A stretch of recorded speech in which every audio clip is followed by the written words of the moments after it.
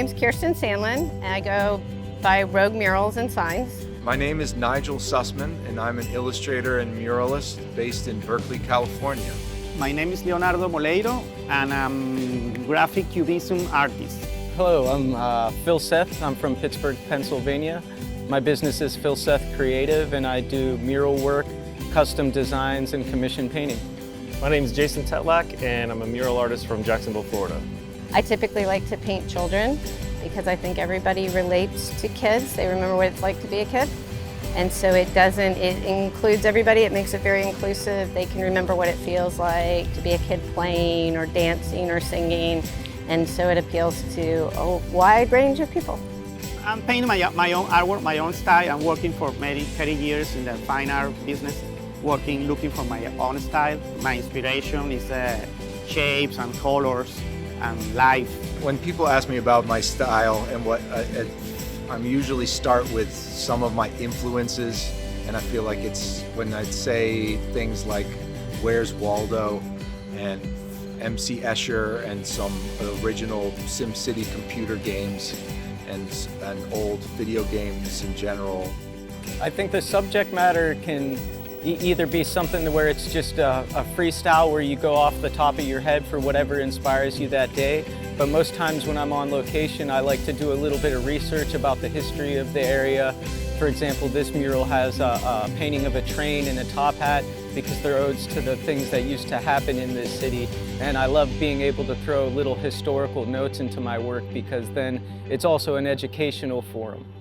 As an artist, you spend a lot of your time just in your studio, by yourself, one-on-one with the canvas, and then if you find some place to show it, if you get into a gallery or something, you just go and hang it up and then it's there, and you don't see how the public interacts with it. You don't get a lot of feedback.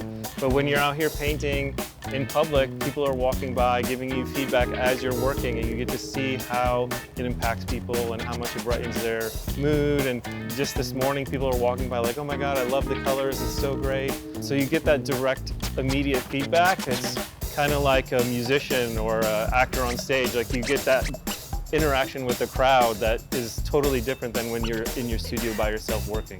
The murals are for the people that are going to see it every day and are going to walk by it. And I want them to interact with it. I want them to feel something. I want them to feel emotion around it. I typically put a message on that's vague so that it doesn't matter who you are or where you are in life.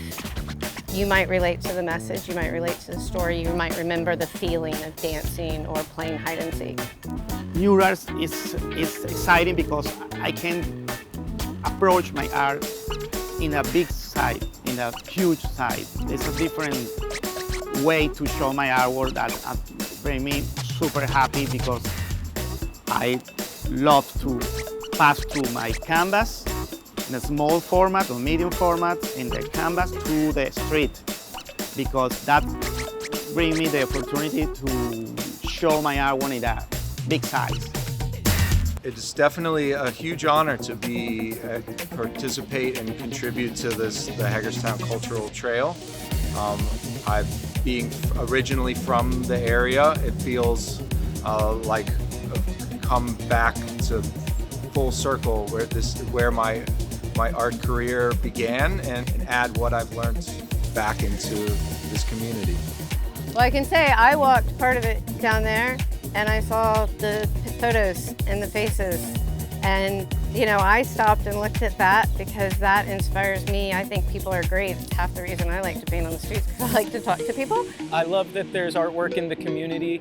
I love when there's a public collaboration where there's a sculpture. In Pittsburgh, we have the dinosaurs. I noticed here on your streets, you have the butterflies, which are really cool just to see different versions of a similar motif that everybody can collaborate and do something different on the same subject matter. But then I also am just a fan of mural art, and the huge murals that you have here are fantastic.